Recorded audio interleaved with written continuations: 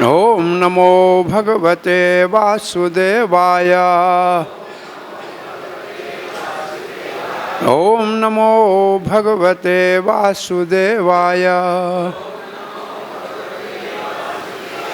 नारायणं नमस्कृत्यं नरं चैव नरोत्तमं देवीं सरस्वतीं व्यासं ततो जयमुदीरये। नष्टप्रायेषु भद्रेषु नित्यं भागवत सेवया भगवती उत्तमश्लोकैर्भक्तिर्भवती नैष्टिकी। कृष्णाय वासुदेवाय देवकी नंदनाय च नंदगोपकुमाराय गोविंदाय नमो नमः। जय श्री कृष्ण चैतन्य प्रभु नित्यानंद श्री अद्वैत गदाधर शिवासादि गौर भक्तवृंद। हरे कृष्णा कृष्णा कृष्णा हरे हरे, हरे राम राम राम हरे हरे। हरे कृष्णा। श्री श्री कृष्ण बलराम मंदिर इस्कॉन वृंदावन में प्रातः श्रीमद् भागवत के सत्संग में आप सबका हार्दिक स्वागत है। श्रीमद् भागवत महापुराण के 7वें स्कंद में 7वें अध्याय में प्रहलाद महाराज अपनी माता कयादु के गर्भ में भागवत धर्म का श्रवण किया।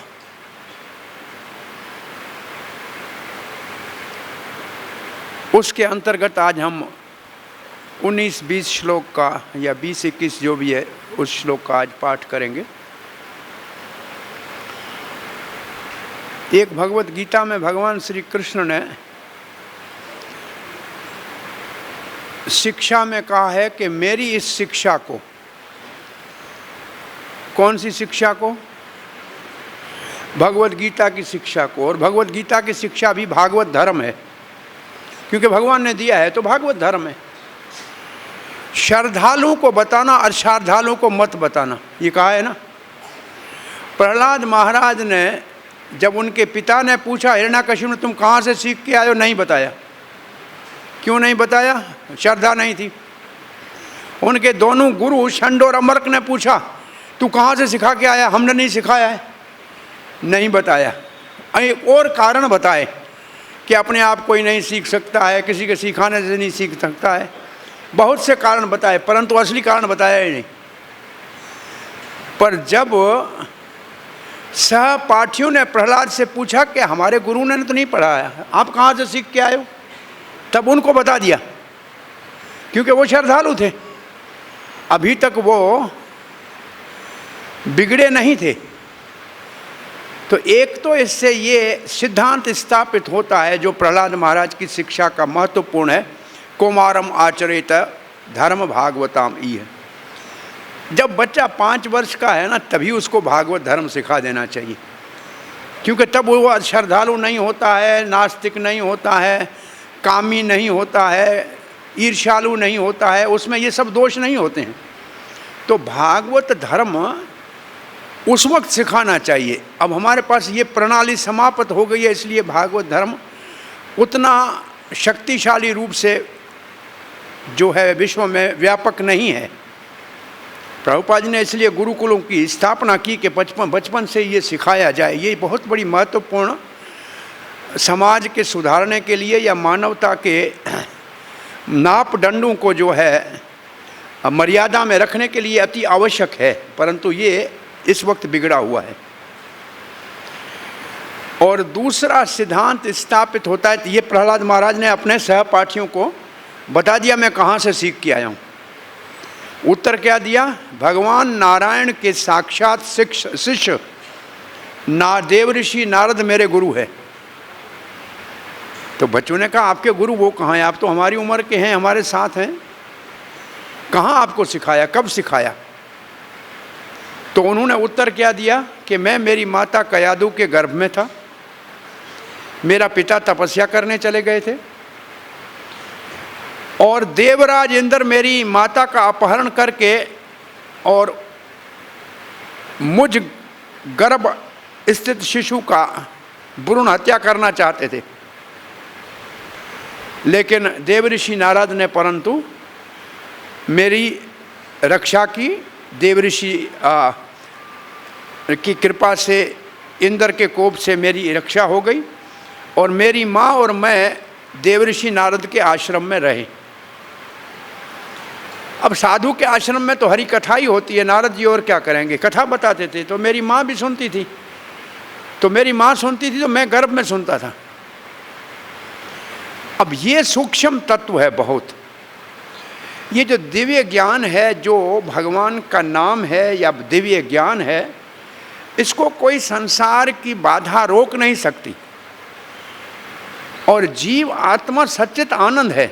ऐसा नहीं है जीव जब बच्चे में होता है तो उसमें ज्ञान होता है और जब बड़ा होता है तब ज्ञान होता है, ऐसा नहीं है। वो तो सच्चित आनंद है। अब हम तो तीसरे स्कंद भागवत में पढ़ते हैं कि जीव गर्भ में कोई भाग्यशाली जीव गर्भ में परमात्मा का दर्शन करके उसको प्रार्थना भी करते हैं। तो इसका मतलब उसको ज्ञान होता है ना। तो वो बच्चा प्रहलाद कहता है, मैं मेरी माँ के गर्भ में जो देवऋषि नारद ने भागवत उपदेश दिया वो मैंने सब सीख लिया। मेरी माता एक तो स्त्री के नाते और दूसरा अब असुरकुल में वो उसको जो सेवाएं करनी पड़ रही हैं मेरे पिता की और समाज की, इसलिए उनको तो इसकी विस्मृति हो गई, भूल गई। इसका अर्थ ये है कि दिव्य ज्ञान प्राप्त हो और भक्तों के संग में न रहे और उसका साधन में न लाए तो वो भूल जाता है। परंतु मेरे को नहीं भूला, भूल सकता था लेकिन मेरे को भूला नहीं। अभी तो मैं बच्चा ही हूँ, अभी तो मेरे को याद ही है। तो दूसरी शिक्षा जो इससे बहुत महत्वपूर्ण ग्रहण करनी चाहिए और विशेष रूप से हमारी जो नवयुवतियाँ बालकियाँ हैं जिनका विवाह होता है, उनको जब गर्भधान संस्कार करके गर्भ धारण करें तो ये प्रहलाद महाराज के समाचार को याद रखे। अभिमन्यु पुत्र अर्जुन पुत्र अभिमन्यु के विचारों को याद रखे कि माँ के गर्भ में शिक्षा होती है संस्कारों की। माँ के गर्भ से ही बहुत संस्कार प्राप्त हो सकते हैं, शिक्षा प्राप्त हो सकती है। तो वो 9 महीना उसको अच्छा हो के हरि कथा, हरि भक्तों का संग, हरि दर्शन, ऐसे वातावरण में हरिधाम में रहे तो उस बालक के में अच्छे संस्कार आने की संभावना है। ये शिक्षा ग्रहण करनी चाहिए। अब क्या शिक्षा ग्रहण की, तो उसमें कल आपने सुना था विशेष रूप से आत्मा शरीर से अलग है। जैसे पेड़ के फल आदि चले जाते हैं, पेड़ रहता है। भाई फूल निकलते हैं समय में, पत्ते निकलते हैं, फल निकलता है, वो चला जाता है, पेड़ रहता है। ऐसे आत्मा रहती है, शरीर जो है बदलते रहते हैं। एक उदाहरण ये दिया हुआ, कल ये उदाहरण था ना। हाँ जी, कोई आया था कल के नहीं आया था? कल ये उदाहरण था। आज 2 श्लोकों में प्रहलाद महाराज देवऋषि नारद की भागवत धर्म की शिक्षा में 12 लक्षण जो आत्मा के भी है और परमात्मा के भी है, क्योंकि दोनों में भेद तो है नहीं, दोनों सच्चित आनंद है। गुणों में भेद नहीं है, दोनों के लक्षण एक जैसे हैं, परंतु मात्रा में भेद है। मात्रा में भेद है का अर्थ क्या है कि जीव में वो लक्षण जो है वो थोड़े होते हैं, सीमित होते हैं, और भगवान में वो लक्षण असीम होते हैं। अंतर सिर्फ यह है। तो आज हम क्या सीखने जा रहे हैं प्रहलाद महाराज की देवऋषि नारद की शिक्षा के द्वारा? परमात्मा और आत्मा के 12 लक्षण। और ये हमने प्रायः पढ़े हैं भगवत गीता के 2 अध्याय में। वहाँ उनको आत्मा के लक्षण करे सिखा के गए हैं। और इसको क्योंकि चक्रवर्ती पाद ने इसको परमात्मा के लक्षण लिखे हैं सीधे ही, और हर लक्षण के लिए एक उपनिषद का श्लोक दिया है। और श्रील प्रभुपाद ने आत्मा और भगवान दोनों के लक्षण मिला के लिखे हैं। कौन से सिद्धांत के अनुसार? अचिंत्य भेद अभेद, जीव और भगवान एक हैं और एक नहीं है। तो आइए इस श्लोक के पहले शब्दों का रसास्वादन करते हैं। आत्मा नित्यो अव्ययः शुद्धः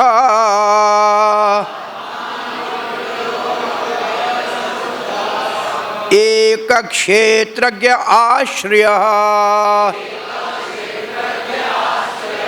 अविकार्यः स्वदृक् हेतो व्यापको असंज्ञ अनावृतः एते द्वादशभि विद्वान् आत्मनो लक्षणैः परैः अहं ममेति असत् भावम् देहादौ मोहजम त्यज्ये।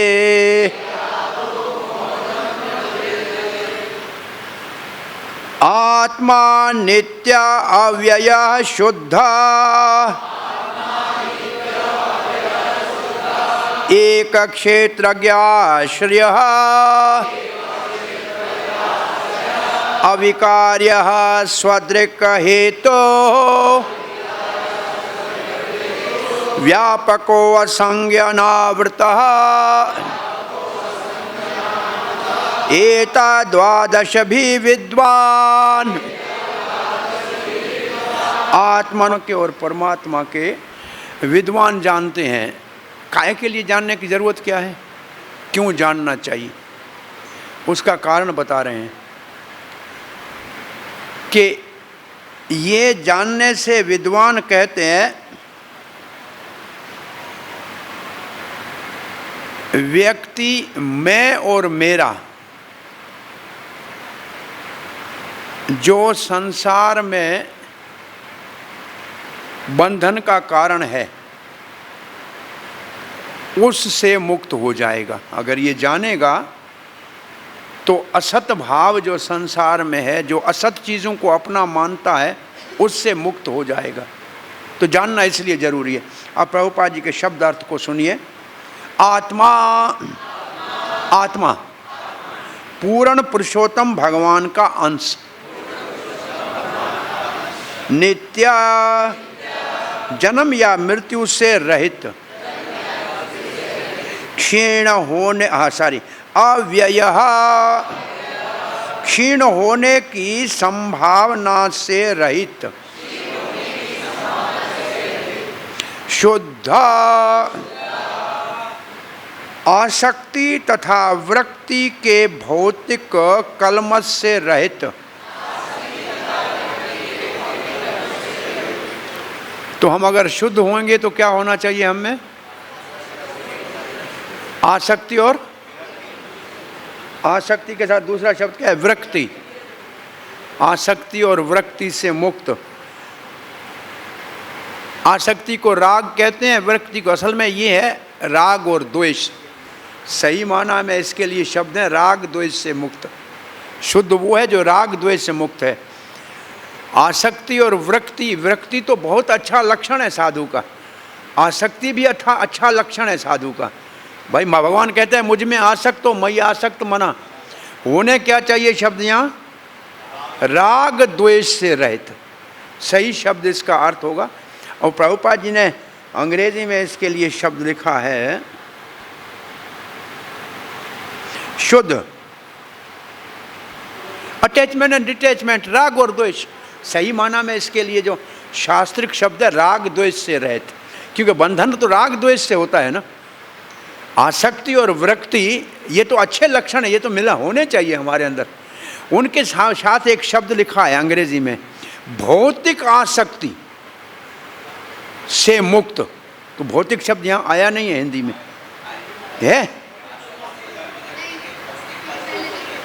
और भौतिक कलमश से रहित, ये क्या है? शब्द अर्थ ऐसे किया है जैसे लिखा हुआ है, कंटामिनेटेड मटेरियल। तो शब्द शुद्ध किसको कहेंगे? अरे हमको शुद्ध होना होगा तो क्या करना पड़ेगा?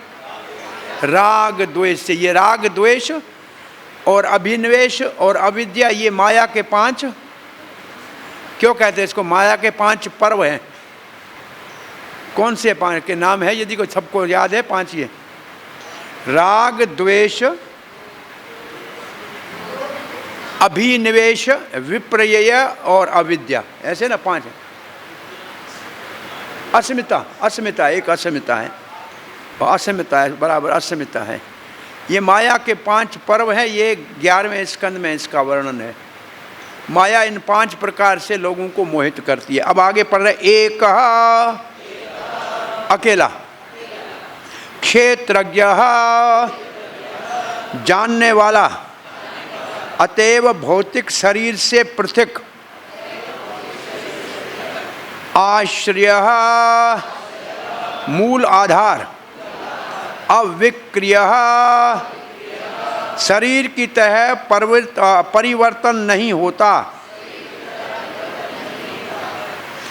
स्वदृक्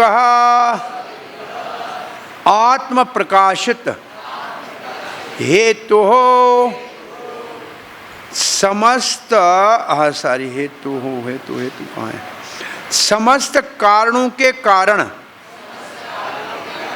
व्यापक चेतना के रूप में शरीर में फैला हुआ, असंगी शरीर पर आश्रित न रहकर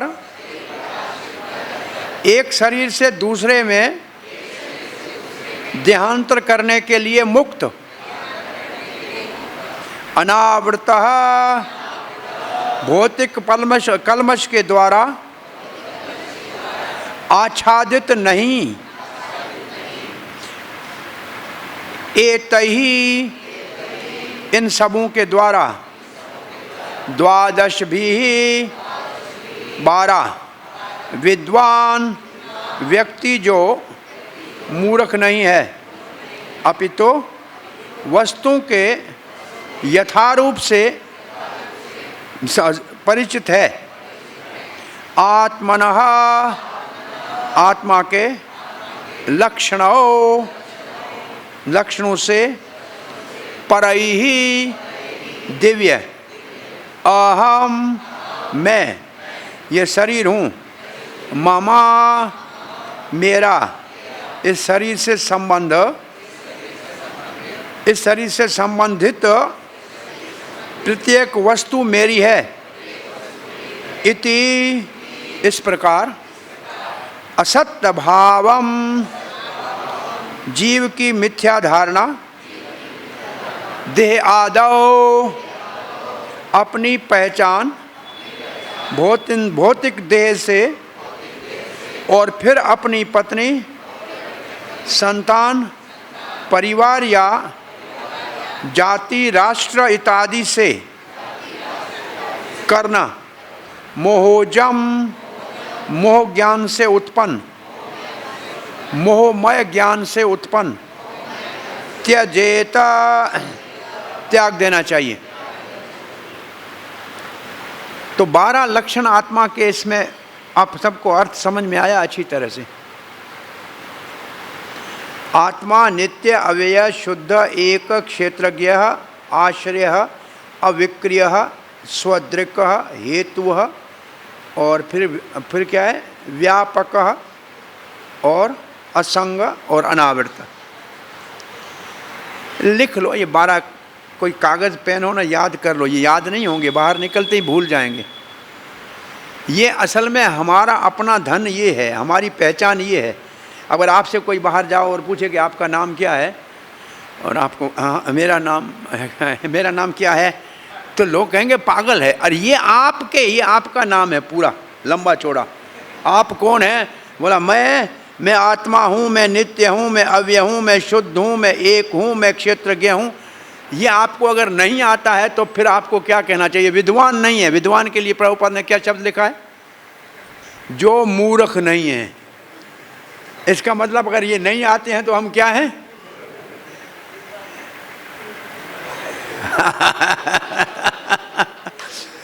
और इस श्लोक को समझते समय आप समझो कि ये हमारे लक्षण है, कि आत्मा के अगर लक्षण है और भगवान के लक्षण समझने हैं तो ये हमारा जो सुहृद भगवान है उसके लक्षण है।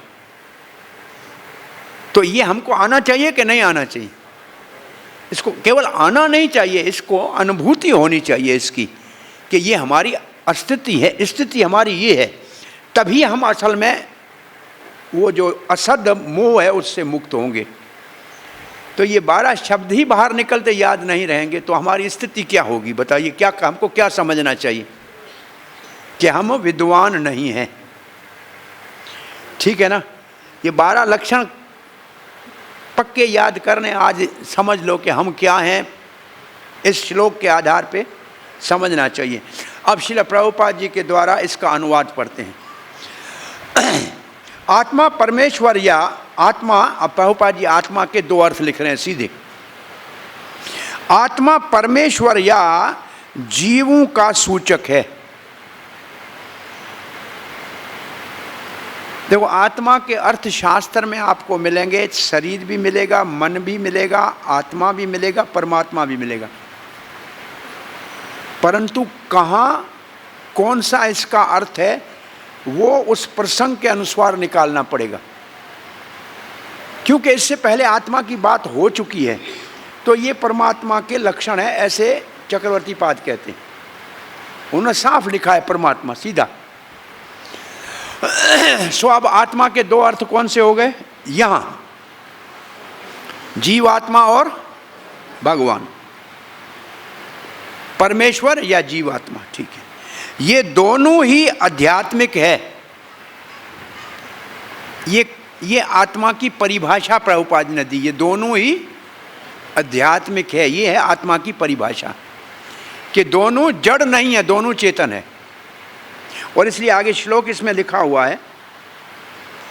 कौन सा श्लोक? ये जड़ नहीं है चेतन है, कौन सा श्लोक आपको याद आना चाहिए? लिखा है इसमें, आगे आएगा। नित्यो नित्यानाम चेतश्चेतनानाम एको बहुनाम विदधाति कामान। ये श्लोक है ना, कि दोनों चेतन है, जड़ नहीं है। जब एक शब्द आपके जबान से निकले या आंख से देखो तो कोई ना कोई उसका प्रमाण आपके दिमाग में याद आना चाहिए कि ऐसा शास्त्र में हमने पढ़ा है, तब आप उसको समझ रहे हो, नहीं तो नहीं समझ रहे हो। प्रमाण उसका आपके दिमाग में अगर आपने पढ़ा है तो एकदम चमकेगा, ऐसे अंदर ना लाइट चमकती है एक चेतन। अरे हाँ, नित्यो नित्यानाम चेतन, ये श्लोक इसके साथ मिलता है।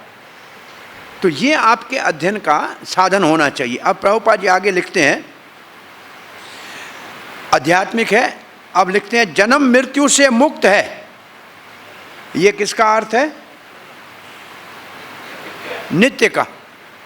ये नित्य, इसे नित्य की परिभाषा है, जन्म मृत्यु से मुक्त है। तो जन्म मृत्यु किसका होता है? शरीर का। अब लिखते हैं तथा क्षय रहित है। क्षय रहित है किसका अर्थ है? अव्यय। ये अब आपकी भाषा में अव्यय शब्द आपको पता है क्या है? व्यय कहते हैं खर्चे को। आपका व्यय कितना है? भाई 50 का नोट जेब में 30 रुपया खर्च किया तो बाकी 20 बचा, तो ये हो गया अव्यय। और भगवान की आत्मा कैसा है? भगवान कैसा है? अव्यय है, कोई उसमें कमी होती नहीं है, जैसे का जैसे रहता है, उसमें कोई क्षय नहीं है, कम नहीं होता है, वो जैसे है वैसे रहता है। तो अव्यय, हाँ, क्षय रहित है एवं भौतिक कलमश से भी मुक्त है। ये किसका अर्थ है? शुद्ध भौतिक कलमश से भी मुक्त है। ये बाह्य शरीर के ज्ञाता हैं। ये किसका अर्थ है? और सर इससे पहले एक शब्द और है, ये व्यष्टि है। ये व्यष्टि है। ये व्यष्टि शब्द समझ में आता है किसी को? दो शब्द आज याद करो, एक व्यष्टि एक समष्टि। व्यष्टि का मतलब व्यक्तिगत, समष्टि का मतलब सब। तो व्यष्टि का मतलब अपने शरीर का,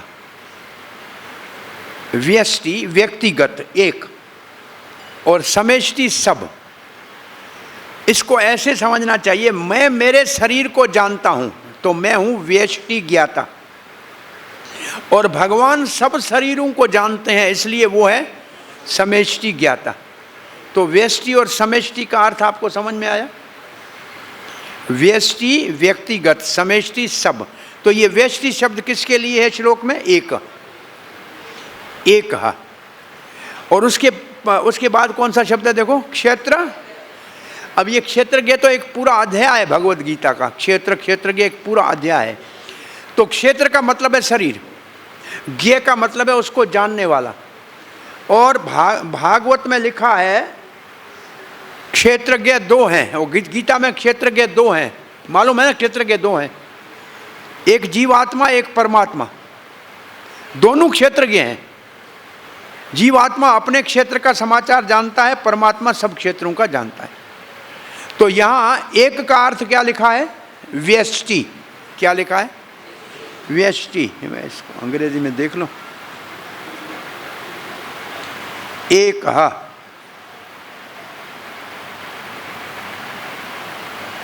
इंडिविजुअल, प्रभुपाद ने लिखा एक इंडिविजुअल। ये शब्द प्रभुपाद हमेशा क्यों लिखते हैं? ये इसलिए लिखते हैं कि ये हमारा अस्तित्व सदा रहता है, कभी लीन नहीं होता, नाश नहीं होता। हम अपने अस्तित्व को कभी भी नाश नहीं कर सकते। व्यक्ति का मतलब है कि हम हमेशा ऐसे ही रहेंगे। ऐसे नहीं है कि भगवान के धाम जाएंगे तो हमारा नाम निशान मिट जाएगा। ये व्यक्ति की परिभाषा है कि हमारा व्यक्तित्व सदा रहेगा। ये ठीक है, ये व्यक्ति की परिभाषा। क्यों ये शब्द लिखा है इसका अर्थ ये है। आगे प्रभुपाद लिखते हैं ये बाह्य शरीर के ज्ञाता है। ये किसका अर्थ है? क्षेत्रज्ञ।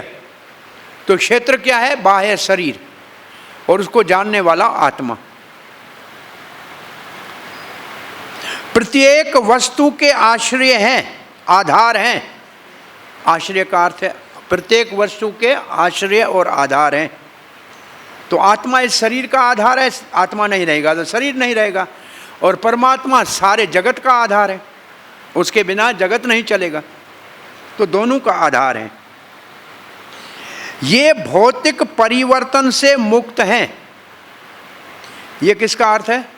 अविकार्य। तो भौतिक परिवर्तन कौन से होते हैं? 6 परिवर्तन शरीर में होते हैं, मालूम है ना? 6 परिवर्तन शरीर में होते हैं। अच्छा, 6 शरीर में 6 परिवर्तन होते हैं, पर इस टेबल में 6 परिवर्तन नहीं होते हैं। ये जड़ है, शरीर भी जड़ है, ये एक अंतर है। इसके लिए कौन सा शब्द है?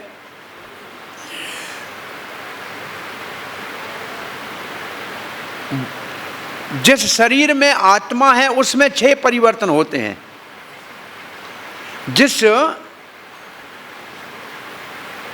जिस जड़ वस्तु में आत्मा का प्रवेश है उसमें 6 परिवर्तन, और जिस जड़ वस्तु में आत्मा नहीं है उनमें केवल 3 परिवर्तन। दोनों में अंतर ये है। अब ये टेबल है, इसको बनाया थोड़े दिन रहेगा फिर टूट जाएगा। ये बच्चे नहीं पैदा करेगा? करेगा?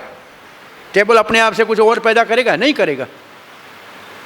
तो 6 परिवर्तन उसमें होते हैं जिसमें आत्मा है, और नहीं तो सामान्य भौतिक पदार्थ में 3 ही परिवर्तन होते हैं, बनता है, रहता है और टूटता है। तो ये दोनों में अंतर है। देहधारी जो शरीर, अंग्रेजी में इसको कहते हैं एनसोल्ड बॉडी, जिसमें आत्मा है उसमें 6 परिवर्तन है, परंतु जिसमें आत्मा नहीं है उसमें केवल 3 ही परिवर्तन है। ये दोनों में अंतर है। वैसे 6 परिवर्तन शरीर में होते हैं क्योंकि आत्मा है। जिस छोटा बच्चा जन्म ले और आत्मा निकल जाए तो उसमें 6 परिवर्तन होंगे? वो बड़ा होगा, बच्चे पैदा करेगा? नहीं करेगा। तो आत्मा है तब 6 परिवर्तन, नहीं तो 3। अब आगे लिखा है ये आत्मा, ये आत्मा प्रकाशित है। ये समस्त, ये आत्मा प्रकाशित है। ये किसका अर्थ है? स्वयं दृक्, स्वदृक्। दृक् का मतलब स्व, अपने आप प्रकाशित है। आत्मा को अपना प्रकाश है। इस प्रकाश का अर्थ क्या है? लाइट है, लाइट है। चित्त की परिभाषा है जो अपने आप में ज्ञान से परिपूर्ण है। प्रकाश ज्ञान की परिभाषा होती है। ऐसा नहीं लाइट है, ऐसे लाइट भी है, ज्योतिर्मय है। आत्मा को ज्योति कहते हैं, आत्मा ज्योति है।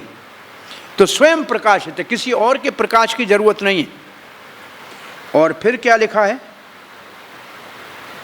ये समस्त कारणों का कारण है। हेतु, ये समस्त कारणों का कारण है। आत्मा शरीर में सारे कारणों का कारण है और परमात्मा जगत में सारे कारणों का कारण है, तथा सर्वव्यापी है। ये किसका अर्थ है? व्यापक, सर्वव्यापी है। इन्हीं भौतिक शरीर से कोई सरोकार नहीं रहता। इस असंगी, इसको भौतिक शरीर से कोई क्या नहीं रहता? कोई सरोकार नहीं रहता। भौतिक शरीर को छोड़ के चला जाता है, आत्मा चला जाता है, तो कोई उससे लेना देना नहीं है। इतने साल, 50 साल शरीर में रहा, 80 साल गया, निकल गया तो देखता ही नहीं है पीछे उसको। हाँ, कोई उसमें आसक्ति नहीं है, बिल्कुल आसक्ति नहीं। और फिर लिखा है, अतएव ये सदैव उन्मुक्त रहता है। ये किसका अर्थ है? अनावृत। अनावृत क्या है? लास्ट शब्द क्या है? हाँ, वो अनावृत का अर्थ है। जैसे भौतिक शरीर से कोई सरोकार नहीं रहता, अतएव ये सदैव उन्मुक्त रहते हैं। उन्मुक्त रहते का मतलब सदैव उन्मुक्त रहते हैं। ये किस शब्द का अर्थ है? असंग के बाद अनावृत। अनावृत किसी से क्या, वो शब्द अर्थ में क्या है अनावृत का? आच्छादित नहीं। इसके लिए यहां लिखा है अतएव ये सदैव उन्मुक्त रहता है। उन्मुक्त का क्या अर्थ है हिंदी में? उन्मुक्त रहता है। उन्मुक्त क्या है?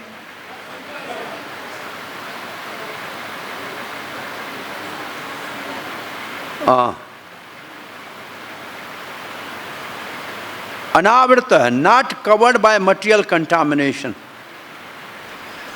इसका मतलब आत्मा अपने आप प्रकृति के तीनों गुणों से आच्छादित नहीं है। ये इसका परिभाषा है। ये मैं ज़्यादा समय ले रहा हूँ इसको कहने में, परेशानी तो नहीं है? क्योंकि नहीं तो इस शब्दों का ऐसे पढ़ के जाऊँगा तो समझ में आएगा नहीं। कम से कम दोनों को समझ तो लें, थोड़ा दिमाग में आए तो सही। अब ये तो हो गए 12 लक्षण। इस दिव्य गुणों से युक्त जो मनुष्य वास्तव में विद्वान है, उसे जीवन के भ्रांत धारणा का परित्याग करना चाहिए, जिसमें वो सोचता है मैं ये भौतिक शरीर हूँ और इस शरीर से संबंधित प्रत्येक वस्तु मेरी है। अब तात्पर्य पढ़ने जाते हैं, लंबा है। और ये 6 परिवर्तन के भी नाम लिखे हैं।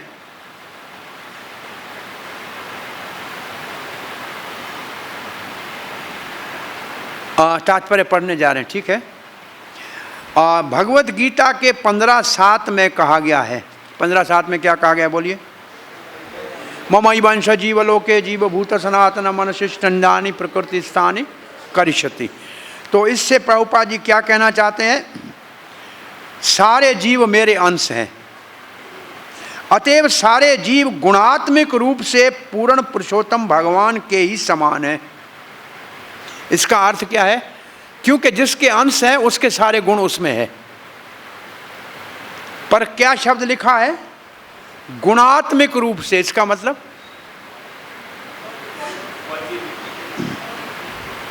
हाँ, गुणात्मक का मतलब दोनों का गुण एक जैसा है। और वो क्या है? सच्चिदानंद। सत्य का अर्थ क्या है? सदा रहने वाला। चित्त का अर्थ क्या है? ज्ञानमय। और आनंद का अर्थ आनंद। दोनों सच्चिदानंद है। अब ये बात हुई गुणात्मक दृष्टि से। और फिर लिखा है जो के समस्त जीवों के नायक अर्थात परम प्रधान है। कौन? भगवान। वेदों में कहा गया है नित्यो नित्यानाम चेतस चेतसनाम, यह श्लोक आ गया कि जीव भी चेतन है, भगवान भी चेतन है, लेकिन दोनों में अंतर क्या है? भगवान एक सबकी इच्छाओं को अनादिकाल से पूरी करता आ रहा है। इसका मतलब जीव आश्रित है और भगवान उसका आश्रय है। जीव इच्छा करता है, भगवान उसकी अनुमति देते हैं पूरा करने की। तो एक स्वामी है, एक सेवक है, इसका अर्थ ये हुआ। लेकिन दोनों हैं चेतन, ये श्लोक का भाव है। दोनों चेतन है, एक सेवक है और एक स्वामी है।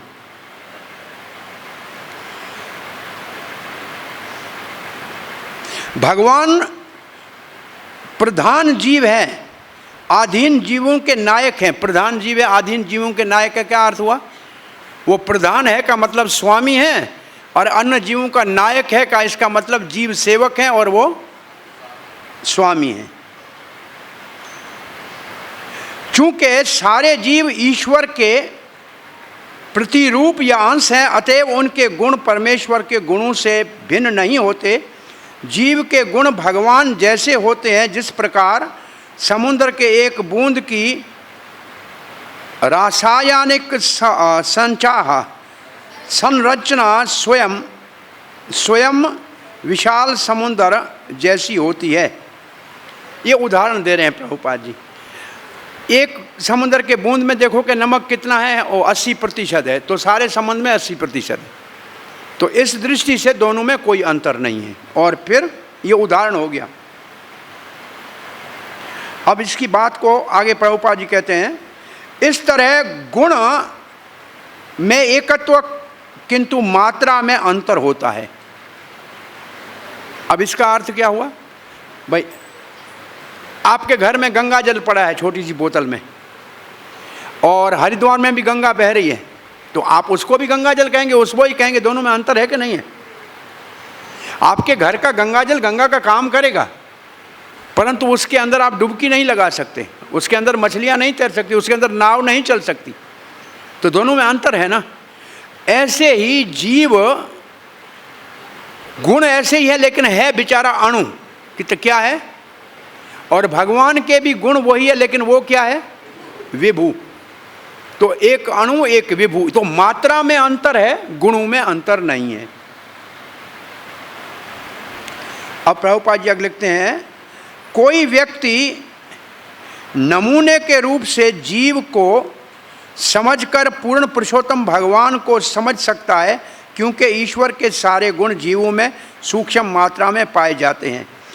वैसे तो एकत्व होता है, किंतु ईश्वर महान है, जबकि जीव अत्यंत क्षुद्र है।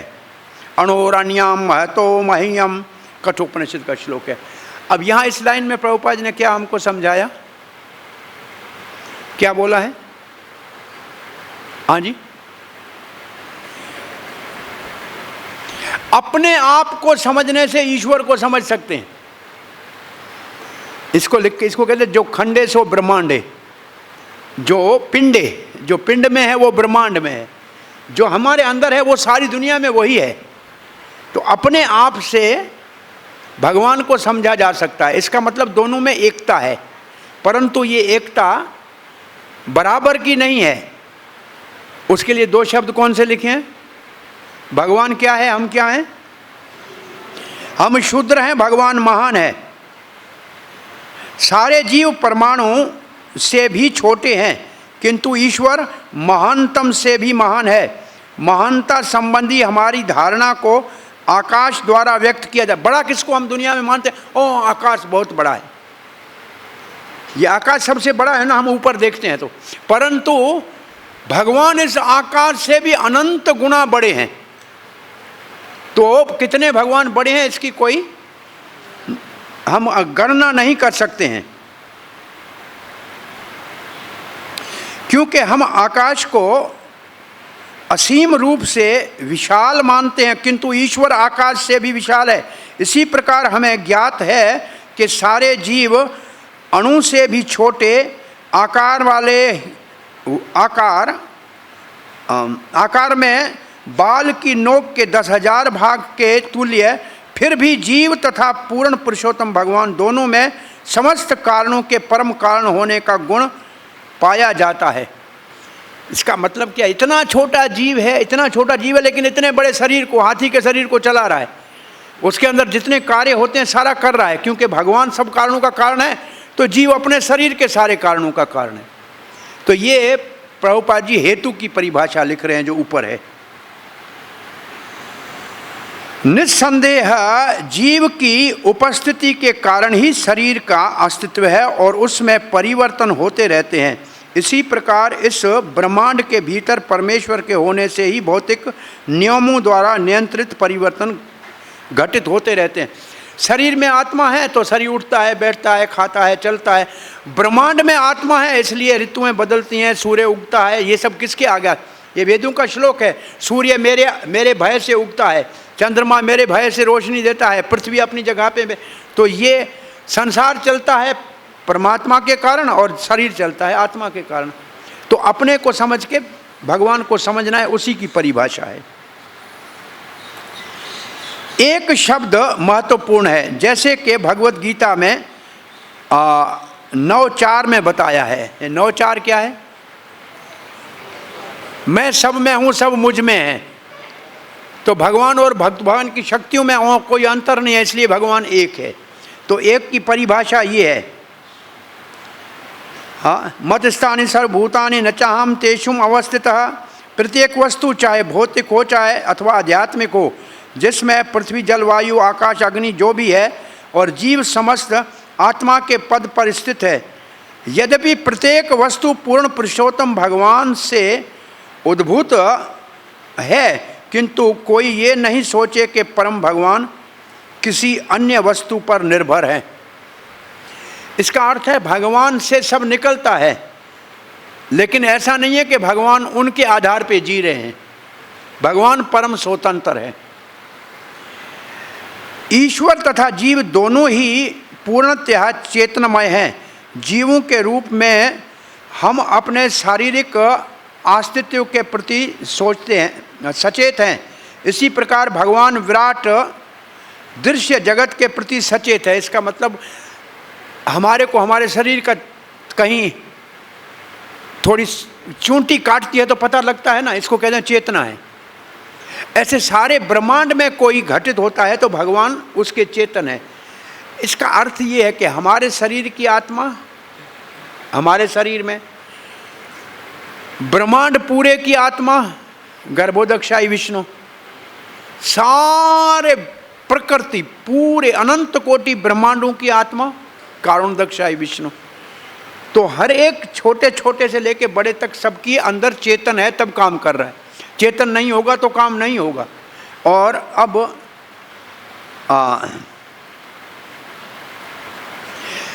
इसकी पुष्टि वेदों में इस तरह की गई है। एक पूरा वेद का मंत्र है, यस्मिन् धीहो पृथ्वी चांतरिक्षं विज्ञातराम अधिकेन विजानीयात। ये पूरा मंत्र है। इसका अर्थ है ये सारे वैदिक आदेश सिद्ध करते हैं कि पूर्ण पुरुषोत्तम भगवान तथा लघु आत्मा दोनों व्यष्टि हैं। इसका अर्थ क्या हुआ बताया ना पहले। व्यष्टि क्या मतलब? व्यक्ति हैं, वो अलग है, वो अलग है, दोनों व्यक्ति हैं। ये क्यों प्रभुपाद जी जोर दे के बार बार बता रहे हैं? क्योंकि एक सारे संसार में ज्ञानी लोग कहते हैं आत्मा परमात्मा एक है और मिल जाएंगे बस। जैसे पानी के समुद्र में नदी मिल गई, एक हो गया। इसका खंडन कैसे करते हैं प्रभुपाद जी? इसका खंडन कैसे करते हैं? अरे समुद्र में 9 लाख जलचर आनंद ले रहे हैं, वो समुद्र बन गए क्या? मगरमच्छ समुद्र बन गया क्या? जंगल में समुद्र मौज ले रहा है कि नहीं ले रहा है? तो समुद्र में 9 लाख जीव रह रहे हैं, तो हम नदी की तरह क्यों मिल जाएं? हम उसके अंदर 9 लाख जीव बन के क्यों नहीं रह सकते? तो दोनों एक नहीं है, एक नहीं होते हैं। और दूसरा इसका खंडन कैसे करते हैं, अगर तुम नदी हो और समुद्र में एक हो गई, कल फिर गर्मी में मई जून में सूरज तपेगा, फिर तुम्हारा पानी ऊपर जाएगा बूंद, इसका मतलब फिर तुम बरसात के रूप में मिट्टी में मिलोगे आकर, तो एक कहाँ हुए तुम, फिर तुम्हारे को दोबारा होना पड़ेगा ना। एक हलवाई था, उसके दुकान में बड़ी रबड़ी घोटी जा रही थी, तो दो चूंटे थे, उसने बोला रबड़ी खाने चलेंगे। एक ने कहा देखो बहुत आग के ऊपर चढ़ा हुआ है, इसके अंदर गए जाएंगे तो पिस जाएंगे, इधर बैठे हैं ये जो हिला रहा है ना, तो कोई तो नीचे गिरेगी बूंद, उसी को खा के मजा लेंगे। तो एक चूंटा तो दूर बैठा था, जो गिरे उसको खा। एक बोला नहीं इसमें मजा नहीं आ रहा, मैं अंदर जा रहा हूँ। वो कूद के अंदर पड़ा, वो घिसा गया, नाम ही निशान नहीं रहा। तो उसने कुछ मजा लिया क्या, अपना नाम निशान मटाया, कुछ सुख मिला क्या, नहीं।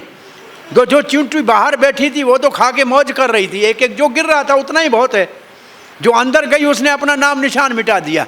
तो ये जो ब्रह्मलीन वाले हैं, ये कढ़ाई के अंदर माथा डालते हैं। अब क्या खाया क्या कुछ, हाँ? अरे उसको ही दो, कोई और खा जाएगा, उसको बेचारे किसी वैष्णु कोई अवैष्णु बना देगा, मूर्ख। हाँ?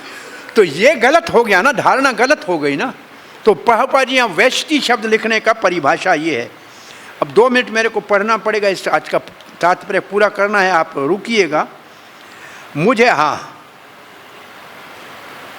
दोनों व्यष्टि हैं, एक महान है दूसरा क्षुद्र है, किंतु दोनों ही समस्त कारणों के कारण है, दैहिक रूप से सीमित किंतु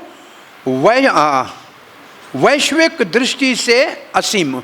इसका मतलब वैश्विक दृष्टि क्या है, देह दृष्टि से सीमित। और क्या अर्थ है इसका, देखिए मेरे को हिंदी आती नहीं, मैं हूं क्या कर सकता हूं। हाँ, क्या लिखा है, दोनों क्या है, और अंग्रेजी में बहुत मुश्किल, अंग्रेजी में बहुत लिखा है मुश्किल।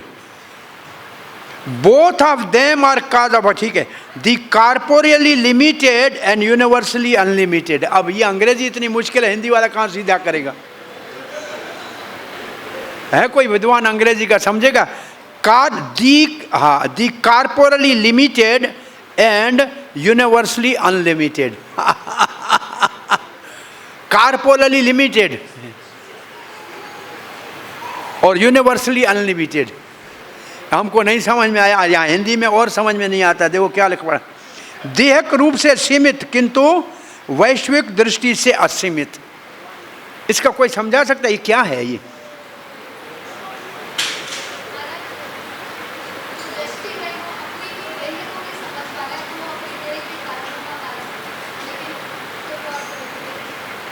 एक अपने शरीर के जानकार है और उसका कारण है, और एक सारे संसार का कारण है। ये बहुत अच्छा समझा दिया। हम अपने शरीर को अपने कर्मों से बनाते हैं, और भगवान इस सारी सृष्टि को हमारे सारे कर्मों के कारण बनाता है, कि हम कर्म कहाँ भोगेंगे, ये सृष्टि बनाएगा ना भगवान। तो ये इसका भाव है। अब हमें ये सदैव स्मरण रखना चाहिए कि यद्यपि हम गुणों के पूर्ण पुरुषोत्तम भगवान के समान हैं, किंतु मात्रा से कभी भी उनके तुल्य नहीं है। अल्पज्ञ व्यक्ति अपने आप को गुणों में ईश्वर के समान पाकर मूर्खतावश ये सोचने लगता है कि मात्रा में भी उनके तुल्य है।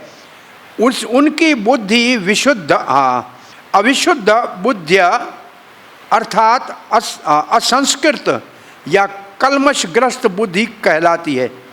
जब ऐसे लोग अनेक जन्मों तक परम, अच्छा अब प्रभुपाद जी क्या लिखते हैं, ज्ञानी लोग जो कहते हैं हम और भगवान एक हैं, ये हैं भौतिक गुणों से प्रभावित, इसलिए इनको बहुत जन्म लगते हैं। फिर प्रभुपाद जी वो श्लोक लिख रहे हैं, बहुनाम जन्मनाम अन्ते ज्ञानवान माम प्रपद्यन्ते वासुदेव सर्वमिति से महात्मा।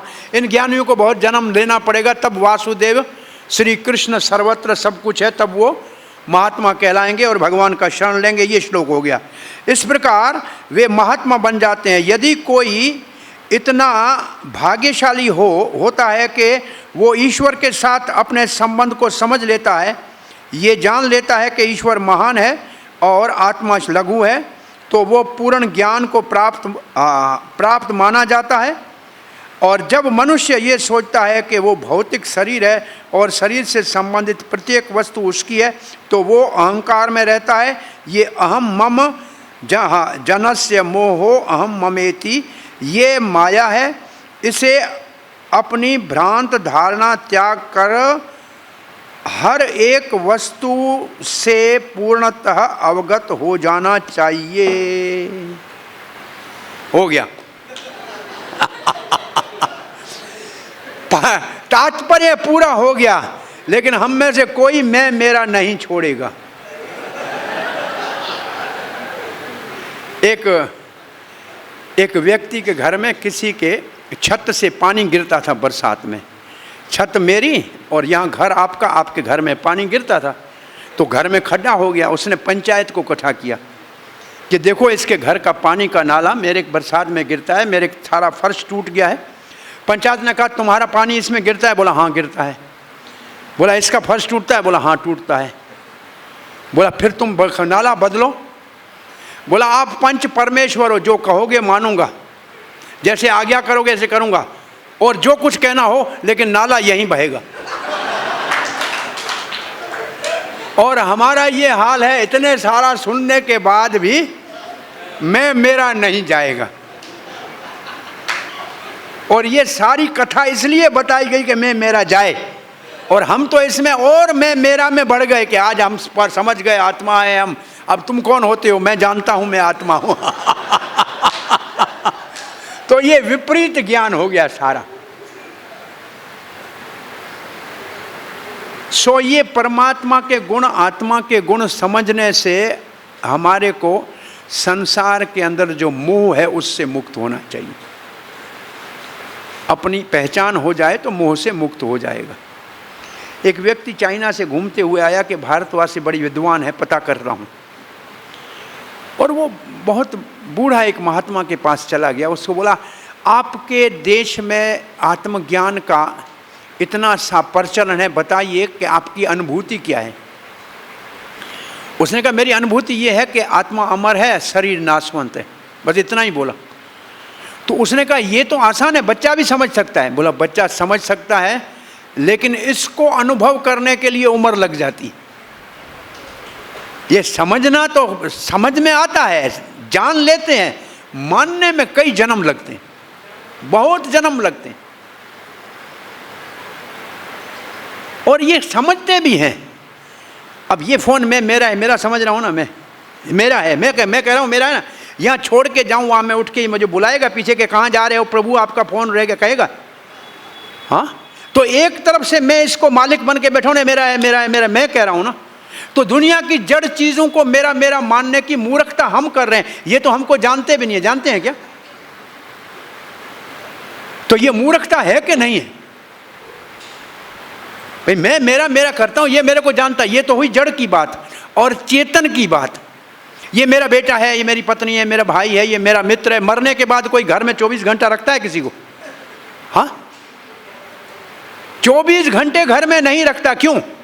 क्योंकि हम आत्मा हूं ये तो जानते ही नहीं थे। शरीर मानते थे, शरीर में से आत्मा निकल गई तो काम हमारा खत्म हो गया, उसमें कोई रिश्ता नहीं। तो न जड़ हमको जानता है और न ये जो शरीरधारी है ये हमको जानते हैं। इसमें कोई भी किसी को हमसे कुछ लेना देना नहीं है।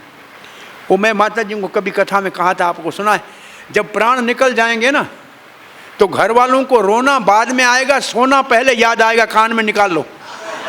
वो उस वक्त और ये उसको दुख नहीं होता है। कहते ये वो सुनार को बुलाओ, चांदी की कड़ी निकाल लो, ये सोना निकाल लो, खींच खींच के निकालेंगे, छोड़ें कुछ भी नहीं छोड़ेंगे। ये जो अब दे रहे हैं ना, एक भी नहीं छोड़ेंगे, ये बड़े होशियार है। अब ये सारा खेल देख रहे हैं, ये सारा खेल देख रहे हैं, फिर भी समझ रहे हैं कि नहीं ये सबसे होगा, हम रह जाएंगे, हमारा तो कुछ नहीं होगा। ये बहुत बड़ा, ये अब एक छोटा प्रहलाद महाराज 5 साल का ये शिक्षा दे रहा है। बचपन से ये शिक्षा देनी चाहिए, तब आदमी वैरागी त्यागी जीवन गुजारेगा और तभी संसार में सुख शांति होगी। कोई एक दूसरे का अहित नहीं करेगा जी। जब बचपन से शिक्षा दी जाएगी तब ये संभव है। ये प्रहलाद महाराज की शिक्षा बच्चों को देनी चाहिए। आपके ऊपर सर खपा खपा के हमारा सर भी गया, आपका भी गया। कुछ नहीं होने वाला है। श्रील प्रभुपाद की जय, ग्रंथराज श्रीमद् भागवतम की जय, दाई गौर प्रेमानंदे।